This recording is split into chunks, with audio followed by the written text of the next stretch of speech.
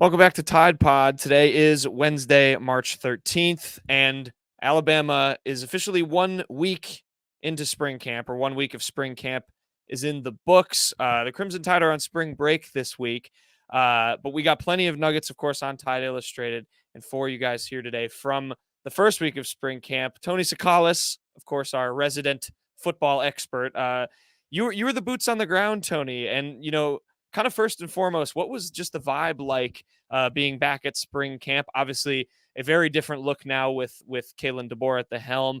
Seemed like stuff was a little bit lighter maybe than when Saban was there. There was the music going on. Everyone, was noisy. There was just a lot to take in, I'm sure. But what was your read on the vibe of the first week back at spring camp? Yeah, I mean, it was certainly a culture shock, right? Not only do we get our first open practice since, 2021, we also, we walk in and there's just, loud music pumping. The practice, Jack, was just way faster than a normal Saban practice. There were, different groups, players buzzing around to different stations. I think there was like something like 8 or so periods during the 25 minutes we were out there. So everything was just zooming and zooming and zooming.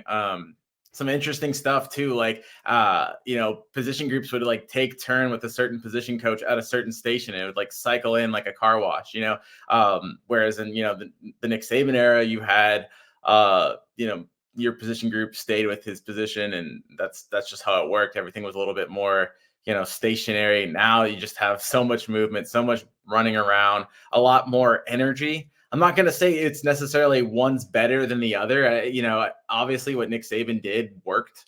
I'm not trying to question that. I don't think Alabama's figured out some formula that's going to make them 100% better, but it is interesting. And I think there's a lot more fun in practice. And I think when you say that, I think a lot of the old heads kind of get a little bit scared. Like, oh man, are they actually being disciplined? I think they are. Like, I don't. It's not just like a unorganized, just everyone's having fun doing whatever they want at practice. It's just fast paced, a little more new aged, and I think just the vibe is a little bit younger. And I think it, especially in today's age, right, where you're dealing with younger kids, and you have kids that kind of grew up a little bit more pampered. You have the NIL. You almost kind of want to speak their language a little bit, if that makes sense. So I think having a more modern practice might resonate with the players, as long as you keep things disciplined, which it sounds like Alabama's doing. I think this will be an overall positive. It's kind of more of a change in the way college football is going, more so than just the old rigid business like practices. So I mean, like there's goods and bads of it, but the definite vibe, I think, just around the whole program is a little bit younger, a little bit more vibrant, and I guess more with it. Yeah, they've gotten more youthful. Was there a song I was seeing some videos and stuff on Twitter of you guys even running around with notepads trying to jot everything you possibly could Right. down. I know you even noted on our boards, like, I've got to go back and look at my notes. It was just all happening so quick. Was there a song that came on that made you want to like throw on some pads and go out and like hit somebody, just pumped you up? It was like Anything go your on? general, like clean versions of like just like the stuff that you go to a basketball game maybe, and the stuff that they play during shoot arounds and stuff like that. Sure. But it wasn't Yeah, all like hypes you up. one genre either. I think they were trying to keep everyone happy, so they had like, like sped up version of country songs slash you had some Drake in there. I think you had some like techno in there, like electric dance music kind of stuff. Like it was a little, I guess there's like they're trying to keep everyone happy, but it was mostly the kind of music that you would expect kids that age to be listening to. Also just, upbeat kind of stuff you would hear at a basketball game beforehand, but Yeah. just like if there is a Pumping you rap up. song, like they tended to take the clean version of it. But it was fun. It got me amped. I would definitely. I'm not much of an athlete, but I would run to it, all of it. You know what Yeah. I'm saying? It's not Yeah. all I mean, necessarily the music I would listen to, but like I think all of it. There wasn't a time when I was like, oh man, this one doesn't hit. Like it was all like what you would work out to. If you had like a workout playlist, I think it would mesh well. yeah, no doubt. It's just it's encapsulating the energy. That's what I want to see over the course of the season. That's the real storyline: is what player gets the aux the most, who gets to control the tunes, or which coach has the best music taste, who's the one that's allowed to dictate that. I think it was Jam Miller that said that he hadn't been able to get like the he hadn't like I think someone asked him like has anyone controlled it? I don't know if it was Jam Miller or Jalen Miller. I can't remember now who it was, but he said that no, he hadn't had an input in the. I wonder if Hmm. players will be given. Maybe is that like a leadership perk? Something you You know, earn, yeah.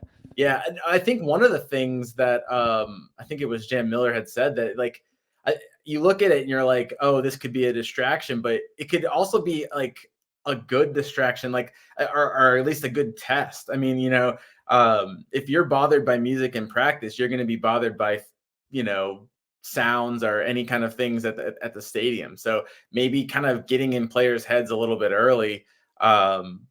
It could be beneficial to keeping their focus during games. I mean, and that could go both ways. That could be like if you don't like the song, if you do like the song. Really, if you get if you're really into a song, you get distracted by it. I mean that's Yeah. that's not a good thing. So you shouldn't. I think it was Jam Miller that said something about maybe the coaches trying to play different types to see if they can catch someone sleeping and kind of maybe test them in a way that you wouldn't be tested.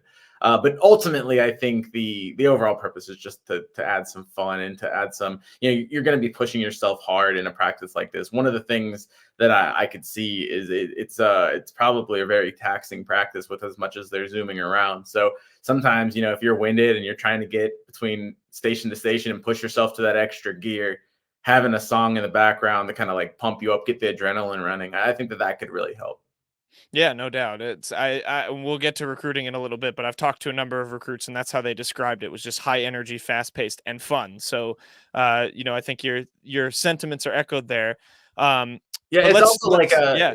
so it's also like I think a lot of these kids are used to it. I mean, we talked to Mhm. Tyler Booker and he said that yeah, we had music at practice at IMG Academy, and when my first few times in Alabama, I was kind of like looking for it, and then I was like, oh, that's not Mhm. what we do here, and well, now it is what they do at Alabama, and I think a lot of these kids that are used to having that, it'll be a maybe a better acclimation to the college level where it's not just oh god, like I'm on I'm in this foreign place and it's silent during practice and the coaches are yelling at me and I think it's kind of you'll have I think a lot more players will be used to this and it kind of be like a little mini form of comfort that might help them adapt a little bit better.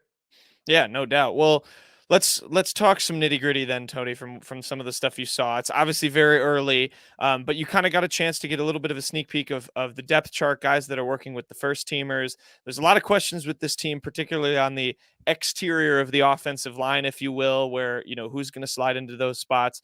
What were some of the interesting things you noticed with some of the guys working with the first teamers that people should be paying attention to here early on?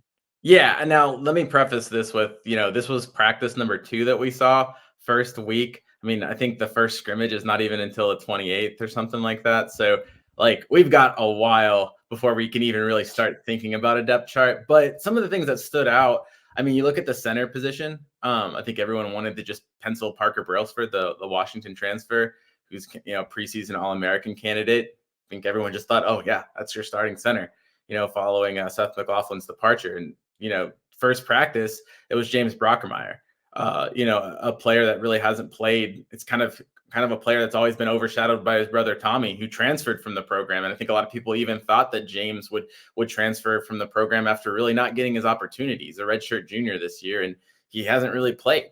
But he's getting that first shot at the center position where Parker Brailsford was working with the second team. Now, does that mean that James Brockermeyer is even really in the lead for the center position? I'm not sure. I think that there's some politics that go into it. I think, kudos to Kalen DeBoer and his staff for not just going with their guy, going with the guy that stayed, and kind of fought for this spot for the last few years at Alabama. Kudos to them for giving him a shot. Also, giving James Brockermeyer that shot probably at least, delays or prevents him from entering the transfer portal. I'd be pretty discouraged if I was James Brockermeyer and I was had a chance at being the starting center and they just brought in a guy and I didn't even get a chance to compete for it. So Mhm. that'll be something interesting to look at. I think one of the positions we were looking at staying on the offensive line was, I think we all expected Elijah Pritchett to take that left tackle spot after he competed with Caden Proctor for it last year. he did take the left tackle spot with the first team, but we saw Wilkin Formby as the right team, the right tackle on the first team, and I thought that was interesting. I think that might speak a lot to the way that Alabama is going to play. You've got Wilkin Formby, who's by no means small, but he's a little bit leaner than Miles McVay. Miles McVay is probably the more powerful of the two redshirt freshmen there.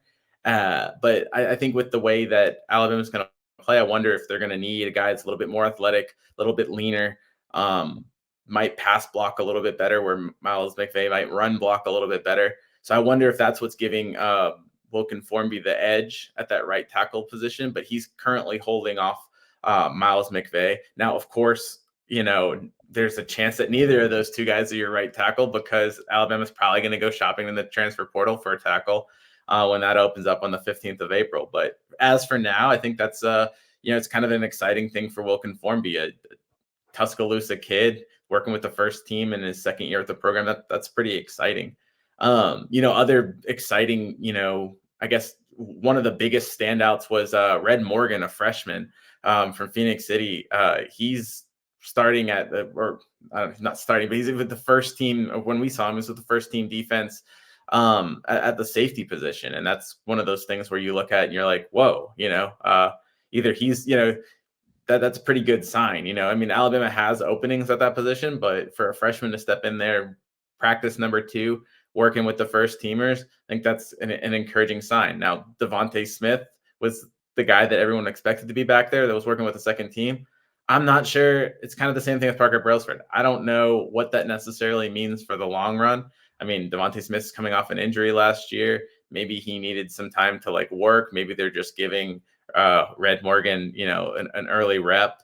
We only did see 25 minutes of practice. So, you can't glean. I don't want to totally write off Devontae Smith. At the moment, I probably still project him to be the starter there. But I think it is encouraging to see a Red Morgan, somebody maybe that a lot of people weren't talking about, come in and be that guy with the first team, at least from what we saw. I know Malachi Moore spoke positively of him following that practice. So a lot of encouragement there. You look at some of the cornerback positions that you're expecting Damani Jackson and then Jaleel Hurley. Those two are your first teamers, but Damani Jackson's the only cornerback on the team that has any starting experience who's really even played a snap at the college level. So you'd expect him to be one of the cornerbacks. Jaleel Hurley is probably going to compete with some of the younger, the freshmen on the team, Jalen Mbakwe, Xavier Brown, Zay Mincy, so that'll be interesting to watch. Those guys were in the second unit along with while Jaleel Hurley and Damani Jackson were in the first team unit. So yeah, a lot of interesting things to go around. If we haven't talked about quarterbacks, but Jalen Miller was the starting quarterback, or the first team quarterback, as Kalen DeBoer said. But the rest of it's kind of what you would expect. But I think those standout positions were kind of some of the things that jumped off my page when I was racing through notes out there.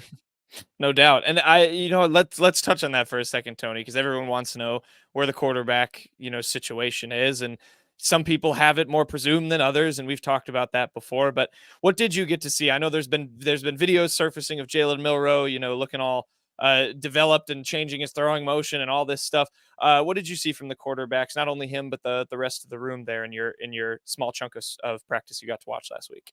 I'm always guarded with over making just broad sweeping observations from practice, because when we usually see the quarterbacks, it's not during team drills, it's not against a live defense, they're throwing against air. So all of them looked fine throwing against air, so it's really just hard to glean. The way that when I was looking at the drills, they are actually working, in groups of 2. So you had Jalen Milroe throwing on the right side and Ty Simpson throwing on the left side. And then you had I'm not sure if the right side or left side is correct, but you had those 2 throwing first. And then you had Austin Mack and Dylan Lonergan throwing with the second group, so you're taking Kalen DeBoer's word that, Jalen's the number 1 option, but he's also working. I guess that would imply that Ty Simpson's the number 2 option. And then either Austin Mack or Dylan Lonergan, there's 3 and 4, that's, you're just using some common sense there. They all throw a nice ball. I mean, we've seen what Jalen Milroe can do. We've seen what Ty Simpson can do, and Dylan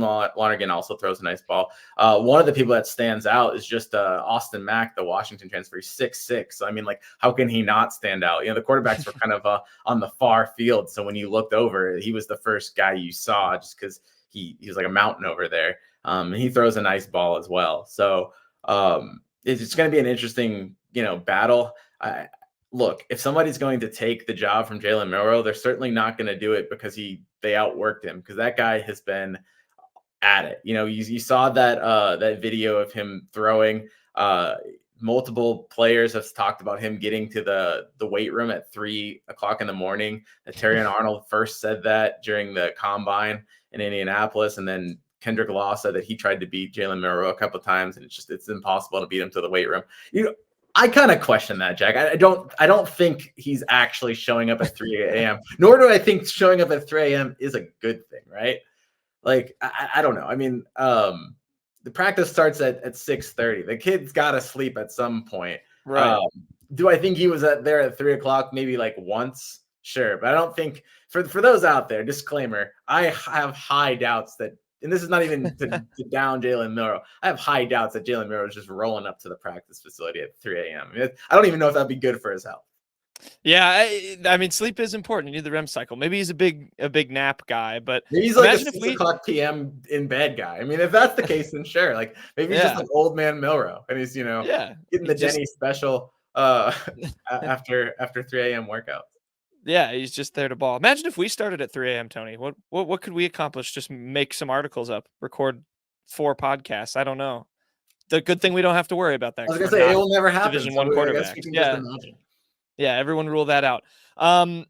Yeah, let's move on to, and you've talked about some of the newcomers, some of the young guys getting a chance, and I want to dive in on that a little bit, because obviously, the main headliner, Ryan Williams, he won't be there until the summer, so you won't get a chance to watch him for quite some time. But I know there's some other guys who are making waves. There was a lot of players in this team, of course, last year who didn't get really their shot just due to depth chart stuff, but have a lot of really exciting potential. And then some guys coming in this year, a few of which are even switching positions. Tony, what did you kind of notice that stood out amongst just kind of some of Alabama's young players, maybe a few guys who might be playing a different role than maybe they were projected to when they were being recruited? Yeah, it's kind of interesting.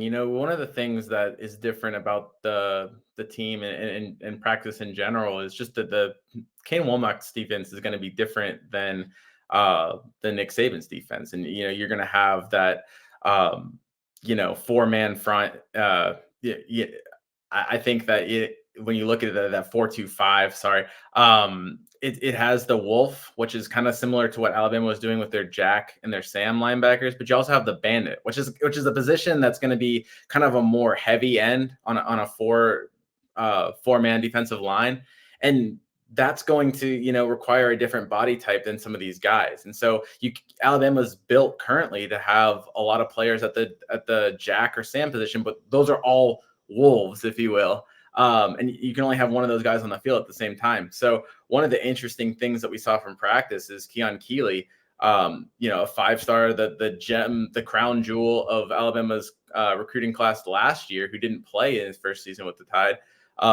He was moved to that bandit role on the defensive line. So you have him working with defensive linemen. He's, I think he's 6'5", 240. He's probably going to want to put on about 20 pounds, but you're going to see him with his hand in the dirt, kind of serving a little bit more as a defensive end, a true defensive end. Now, do I think they're going to put him in on, obvious running downs at 240? Of course not. But I think he's a person that can come in and play the bandit role, especially on passing downs.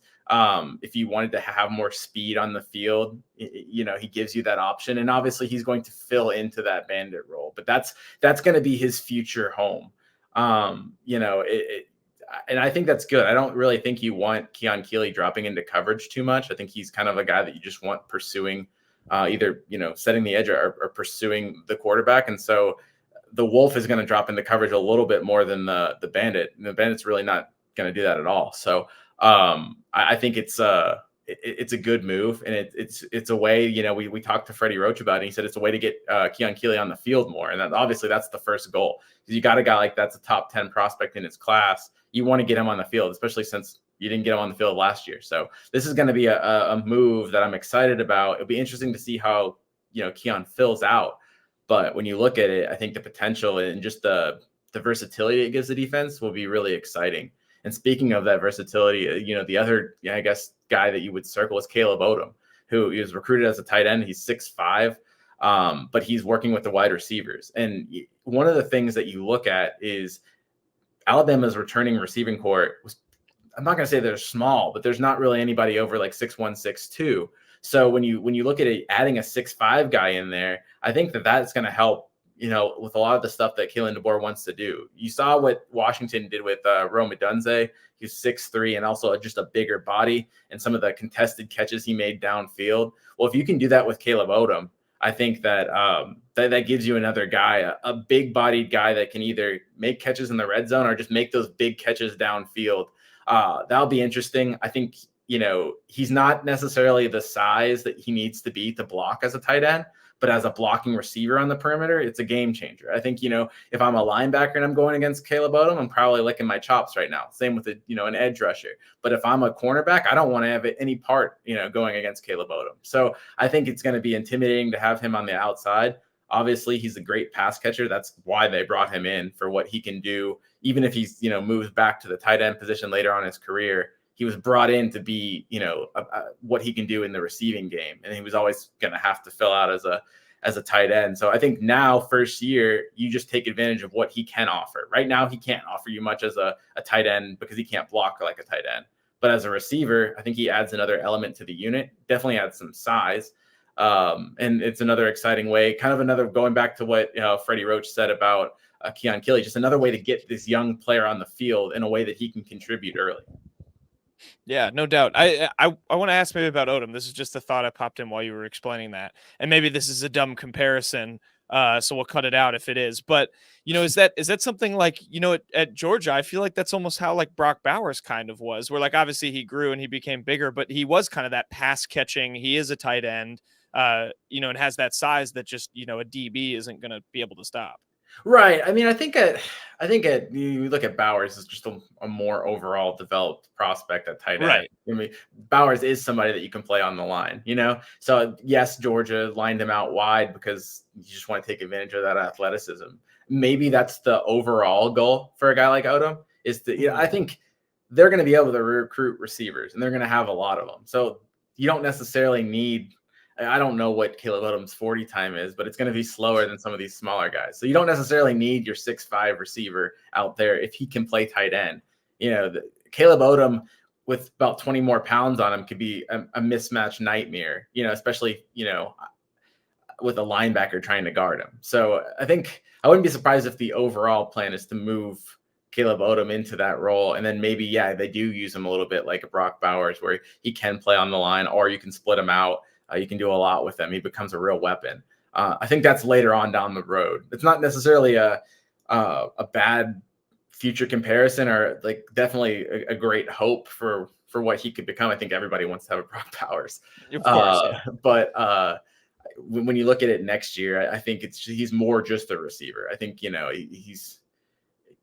I think if he would have stayed at tight end, you would have seen a similar path to what Amarina Black did his freshman year, where he just didn't really play much because you can't really do much with him at tight end because he can't block, So instead of having that where he has to sit a year and get bigger, you're trying to get what you can out of him at a new position. Well, we're talking about guys who can play multiple positions, Tony.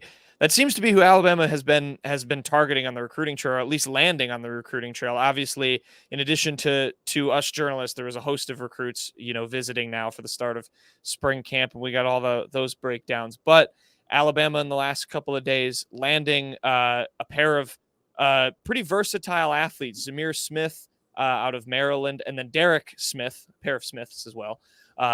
Derick Smith, who is an in-state product from Selma, goes to Southside. And the thing both these guys have in common is they can kind of play well on both sides of the ball. Zymear Smith is listed on our sites as an athlete, so someone who's going to come in, they're going to figure out what to do with them. And Derick Smith, he's listed as a wide receiver, but has played both sides of the ball at Southside. Had over 2,500 total yards of offense playing, I think, quarterback, running back, and receiver at times for that school. So just and then in addition to his defensive efforts as well. So I guess your thoughts, Tony, on Alabama recruiting these type of guys. You're seeing it already with this current roster. Some of these guys they can bring in, the Smith and Smith combo, perhaps coming in and figuring out what they're going to do with them once they get to Tuscaloosa. Yeah, I mean, I think I know from Zymear Smith, I think he's supposed to be on the defensive side of the ball, but they're both great athletes. I think the thing that stands out to me, though, I'm sure Alabama will figure out where they want, and we've seen kids even start on the offensive side of the ball at Alabama and go to the defensive side of the ball. Trayvon Diggs, great example of that. So you've got guys that can play both positions. I think Alabama, I'm confident that Kalen DeBoer and his staff will figure out the right homes for them once they get here. But one of the things that, I found interesting was Zymear Smith correct me if I'm wrong, is he not the first out of state 2025 kid that Alabama brought in? And it's just kind of funny that, I think that the early narrative on Kalen DeBoer was he wasn't going to be able to recruit in the South. And, it turns out he's been bringing in a lot of bringing in and retaining a lot of Alabama kids. I know Derick Smith is out of around Selma, right? So Yep. I think that I think it's interesting that he's able to, first of all, I mean, both questions, right? Because if he only was, recruiting the in-state kids, you'd be like, oh, well, can he not recruit out of state? I think, getting an out-of-state guy on the board kind of, shows that his reach, but also I think it's more important that he's taking care of some of this in-state talent where I think a lot of people thought, maybe he would fall off, or maybe, the new staff wouldn't be able to connect with the Southern kids, or especially the in-state kids. And that doesn't seem to be the case early on. So that's important more than anything, in my opinion. Yeah, no doubt. And you're right about that. They have 4 guys from the state of Alabama, and then Smith, who I mentioned, is from Maryland. But yeah, that has been the huge narrative kind of shift. There's people are maybe loud about Kalen DeBoer not being able to recruit in state have gone awfully quiet, at least in the 2025 cycle. But yeah, plenty to keep an eye on the recruiting trail. But yeah, Derick Smith. The 4 in-state guys, by the way, are Derick Smith, Antonio Coleman, the DT, Miles Johnson, he's a linebacker, and then Anthony Rogers, who I believe was the first in the 2025 class to commit. He's a running back. Antonio Coleman's high school teammates with Ryan Williams. I he was at Saarland, yeah. Yeah. So just plenty of talent to look toward for the in-state guys, and yeah, we'll have more coverage. Of course, there's going to be a ton of visitors here this spring, and then into the summer, you get into the OVs, you get into the top list seasons and all that stuff. So, we'll dive into it for, going forward, especially in the dog days of summer when all you're doing is over speculating about position battles and what recruits might come Alabama's way. Well, of course, spring football draws in a ton of excitement, but it is March, Tony. I've got if you're watching the show, I've got the Final Four shirt on. We're into the madness now, and for Alabama basketball, it's been an interesting time, an interesting finish to SEC play. They ended things off with a win against Arkansas, end up getting the 3 seed in the SEC tournament. So for 2 straight seasons now, they avoid playing until Friday, which is obviously a plus to get that double bye. That's what you always want, and they await an opponent. They technically can play one of either Florida, Georgia, or Missouri. Very likely will probably be the Gators of those 3 teams. I wouldn't sweat it out too much in terms of who you think the upcoming opponent is going to be. But yeah, first and foremost, Tony, your thoughts kind of on the end of the season, that final game against Arkansas, what you noticed, and then, how confident are you in this team doing something, special here in the SEC tournament, maybe getting to the final or winning the thing? Man, I'm interested, how crucial was that shot by Latrell Wrightsell to send the Arkansas game into overtime? If he misses that shot and Alabama's entering the SEC tournament with a 3-game losing streak, probably, first of all, Alabama's at that point not getting the double bye. It's having to probably, be around where Florida is, and, it's playing. I don't know if they would have actually dropped to 6, so they probably would have been in 5. So they would have had to play on the side of the bracket with Tennessee, and they would have had to play an extra game. So that would have just been an absolute mess. So they get the double bye, which is essential if you really want any chance of winning this tournament. And then also you just stop the losing streak. I mean, they had lost 2 straight games. They had lost 3 of their last 4. You get a little bit of momentum. Boy, it didn't look pretty. They should have handled that Arkansas team at home a lot better. They were down by 15 points at one point against, it's just a garbage Arkansas team, So that there's still a lot of question marks, but I think you look at this Alabama basketball team, maybe they broke, that funk a little bit. They played Arkansas without Rylan Griffin. It's looking like, we'll get an update from Nate Oates later on in the week, but it's looking like Rylan Griffin will be back in time for probably Florida.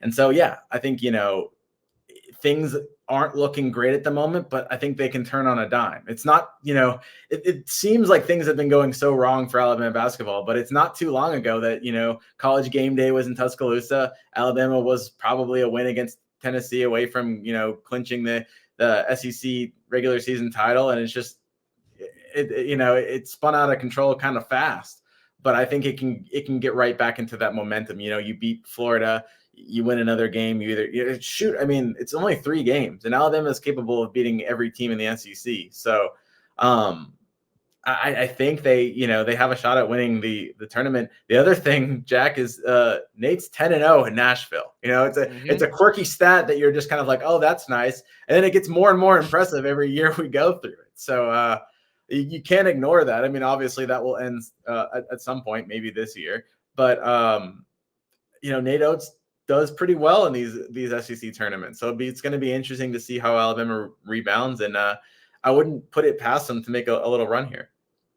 Yeah, he doesn't let the Broadway distractions get to him. He's locked in when he gets to Bridgestone Arena, or where Vandy plays, which I'm blanking on the name of their arena, but it has a weird court. That's all you can really say. It is a fun stat. And yeah, I think you're right. It's a weird amount of negativity for a team that still is 21-10, still projects decently well metrics wise if you look away at least from what they do defensively, which is perhaps why everyone has so much apprehension, and maybe that's just so, because you kind of need that to be shored up come tournament time, and it doesn't feel like that's going to happen for this team. But you mentioned right, so he didn't know how much or what the score was allegedly when he took that last 3. He clarified after. I think he knew. I think he knew. Yeah. I want to think of it as fun to say that he didn't, but yeah. There's some big concerns actually if he didn't know the score in the final minute of the game. It's a reverse J.R. Smith situation, of course, when the Warriors played the Cavs and he got the ball and didn't know what the score was and didn't shoot. But I think that shot alone shows why, or just how important he is, and having him back, even especially with Rylan Griffin out, should he miss that game against Florida. They were without Latrell essentially for both games against Florida. He only played 8 minutes in the return game, and that was a total wash for Alabama on the road on a neutral site. We'll have to see how it goes. But in terms of bracket projections, and I won't even really toss a question at you, Tony. You can just weigh in here. But they are still a 4 seed. We do on Tide Illustrated. Go subscribe. We do a weekly kind of where the big bracket people have Alabama going. Joe Lunardi has not been kind to the Crimson Tide with his projections for the last couple weeks, location-wise. He does still have them as a number 4 seed, drifting around that number 14 to number 16 overall seed, which is important because that dictates where Alabama goes, which Joe Lunardi in his latest one had them playing the Anteaters of UC Irvine, one of the best nicknames in college basketball, side note, but in Spokane, Washington. And I know, when I've been tweeting out those projections, most of the responses are, oh hell no, I don't want to go to Spokane, Washington. So that perhaps it was what could maybe be on the line, if not improving to that number 3 seed line. Maybe you get a better you're a better 4 seed and thus not playing in Spokane.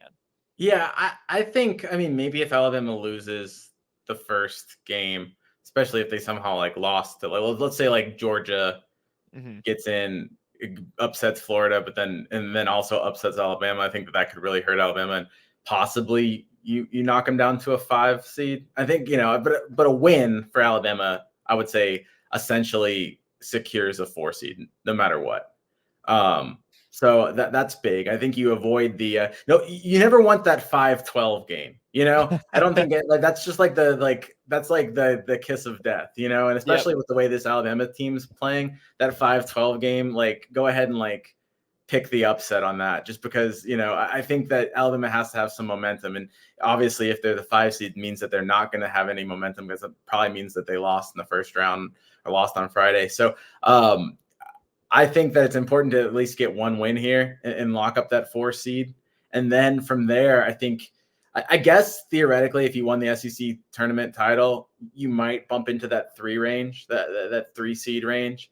I think that's probably still on the table, but really what I think Alabama is playing for after that first win is to get a better location. I don't think anybody wants to be in Spokane. I don't think Alabama fans want to travel to Spokane. It doesn't seem like a very friendly place for Alabama to be. Memphis certainly does sound a lot more friendly, and that's where Alabama was being projected a couple of weeks back. So maybe with a few wins, Alabama moves back down to Memphis, and I think that could be a real advantage for Alabama. So, I think it's really more not even really playing about seeding, but playing about location, and being the best, 4 seed, I guess you can be. And like I said, I think Alabama's got a decent shot of doing that. They play Florida first. I'm just going to go ahead and assume Florida wins. They play Florida. That'll be an interesting game because, the Gators took Alabama to overtime the first time. And I think, was that not the first game they were without Reitzel?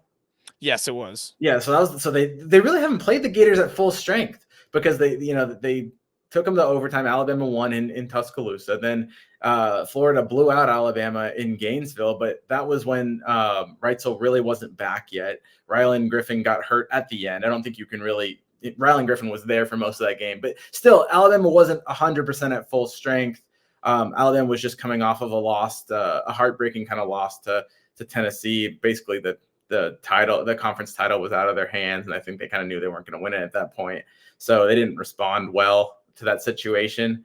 So it'll be interesting to see, I'm sure after getting dogged at Florida, they're going to have a chip on their shoulder. So it'll be interesting to see how this team responds in a neutral site game against Florida. Will they come out with something to prove? Let's say they win that one. I think then you're probably playing, there's a whole list of teams you can play in that scenario too, but you're probably playing Kentucky. Kentucky, or isn't it Kentucky or South Carolina? Isn't that the way the bracket breaks down? So probably Kentucky. It's always tough to play Kentucky in situations like this because, they're not in Rupp, but Kentucky fans travel so well. There's going to be a lot of blue in the crowd, especially to a place like Nashville. It's not too far away.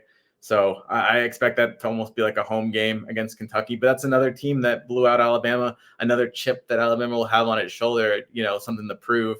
It'll be interesting to see, if they have a better showing against the Wildcats, if that's the case. And then you win those 2 games. Obviously, you're playing in the final. That's, probably I would be surprised if that's not against Tennessee or Auburn. So, you haven't beaten Tennessee. You have beaten Auburn. I think it's probably going to be Tennessee. Just the way Auburn plays on the road isn't as good as the way Auburn plays at home. And then you've got Tennessee, who's just been just the best team in the SEC this season. That's going to be tough. But then you look at it, if you want to put on your crimson colored glasses, it's hard to beat a team 3 times in a season. So, I mean, there's definitely a path for Alabama to win the title. Do I think it's going to happen? No, I don't. Like, I just laid that whole out. I don't think Alabama is gonna win the SEC title, but I do think they're going to win a game, and I think they could get to the title championship game. And I wouldn't put anything past this team. I wouldn't pick it, but I wouldn't put anything past it either. No doubt. The other thing I realized Joe Lunardi very cruelly did, or interestingly did, he actually also currently has the Auburn Tigers in Spokane as a fellow 4 seed in a different region. So could be a nice mix in Spokane if both those things shake out.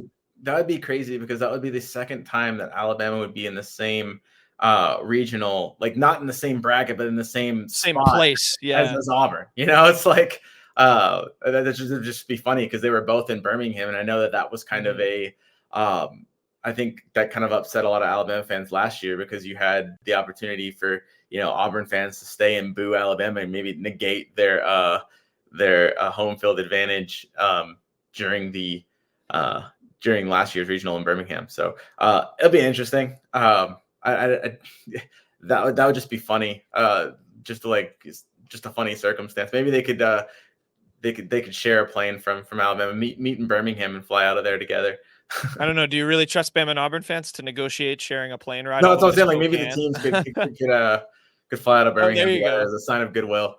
yeah, sign of good faith in that. I mean, Pearl and Oates their relationship isn't as seemingly, testy as it seems like Oates is with some other SEC coaches. So who knows? But yeah, I just wanted to point that out. Yeah, I'm kind of with you on being a little nervous to project them to go to the final or win the whole thing. I really do think this game against Florida is going to be fascinating, because I think it's a rubber match that this matchup has deserved because of how close it was in Coleman without Reitzel. Having Reitzel and, you hope Rylan Griffin back on a neutral court after Florida blows them out in Gainesville. Alabama has not been good on the road this year for the most part. Where does it fall on a neutral court with Oates' undefeated Nashville record on the line? I think there's some fun storylines to project in there. Not to be I dramatic, think we should, yeah. Not to be dramatic, but I would say if they don't beat Florida, if they don't win the game in the SEC tournament, I don't know how you project them to get out of the first round or out of the first weekend, at the NCAA tournament. Because if they don't show a response in the SEC tournament, you start wondering, like, does this team just really have it? And it's just it's still tough to get out of that first weekend. And even if they remain a 4 with a loss, I think it's at a certain point, just the negativity that will surround not at least getting a win in Nashville, that'll be just too tough to overcome. So I think from just a momentum and just what you need to have entering the NCAA tournament, I know that, like, those things don't necessarily go hand in hand, but I would just have a really hard time predicting this team to get out of that first weekend if they lose, if they fail to win a game in Nashville. Yeah, no doubt. I think a good place to finish. And also, actually, one thing I'll add too, when it comes to the first round, I've been having some discourse about this, and I'll say this again. I think when we were doing like a little preview show for the actual tournament, I'm not as worried about them against a mid-major. I think they handled themselves well against mid-majors. These are obviously the best of the best, and you're going to get a team's best game in the tournament, and it can get weird in March. But compared to, like you just said, that second round game in the first weekend, where I kind of worry greatly, almost no matter who Alabama plays. To see like a UC Irvine or Grand Canyon or a Samford, which are a couple teams that have like punch tickets or are going to punch tickets as kind of that 13 seed range.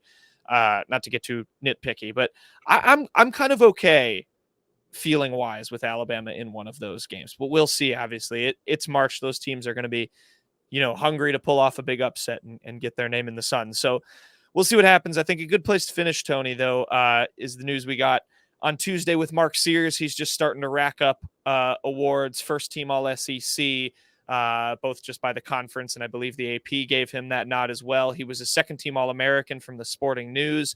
Still waiting to see if that'll be the case for the AP. I would expect it to be. But just thoughts on Mark Sears. I mean, what more really can you say at this point? He's the second leading scorer in the SEC. Just the thing that makes Alabama go, for as valuable as Latrell Reitzel has been this year. Mark Sears, just his scoring and the jump he's made in year 2, I think well-deserved to get those nods. What'd you say? Yeah, I mean, no one was going to take the player of the year away from Dalton Knecht, especially the way he finished the season. But for a while there, I mean, Mark was in the running for that, so it's not a surprise. If anything, it's more of a surprise that Mark didn't get unanimous first team selection from the AP on Tuesday, But I think, I don't think anyone's surprised to see him on the first team all SEC ballot. It's the only Alabama representation, but that makes sense. I mean, look, Mark Sears has just been, the thing about him this year is he's just been such a constant. He's not a guy that will go get 40 and then get 10 the next week. He's a 20 points every single game. You know what you're going to get from him. He's going to punch his ticket. That reliability, especially on a team that's been so hot and cold, has been key. And one of the things that, Nate Oates talked about him after the Arkansas game is just the leadership that he shows. Latrell Reitzel's hot, and he's calling for Reitzel to get shots. And, at that time, he's, Mark's below his 20-point average. And a lot of kids, until they get that average, they don't want to see that average drop. So if they haven't gotten their 20 points yet, or whatever their average is, they're a little bit more focused on them, and they don't want to necessarily divvy the attention to somebody else. But I think Mark's just been such a leader on this team, both on and off the court, and what he does. He plays the game the way Nate Oates wants him to play the game, and he can be a calming force when things are going haywire. He's a guy that, you really want taking that last shot, him and Reitzel. But, Mark's the guy that, if he was open for that last shot against Arkansas, I think he would have felt really confident about it as well. So, yeah, you can't say enough about him. I mean, shoot, he still has a chance to come back. If Mark Sears comes back for another year next year, I think we're talking about one of the best players in program history. He has a chance to really, even though he, started his career at Ohio, I think, if he comes back and has 3 seasons with Alabama, you're talking about, really writing. I mean, he's already really written his name into the legacy of the program, but if he's able to do this one more year next year, you're really starting to cement yourself into a different category of Alabama basketball. And so maybe that's something that he's interested in doing. If not, it's been a heck of a run, and it'll be exciting to see, his last few games and how far he can take it. Because this very well could be the last Mark Sears, the last time you see him in a Crimson Tide jersey. So enjoy it while you can. And then on the same hand, maybe you get another year, but don't take it for granted, because what he's doing is special. And he's going to be one of the greats of Alabama's program. Difficult to replace, no doubt about it. And you make a good point too. They did senior day for Arkansas. Only one true senior, or one guy without eligibility after this year, and that's Aaron Estrada. So all of these guys could come back, from Mark Sears to Grant Nelson to Latrell Wrightsell.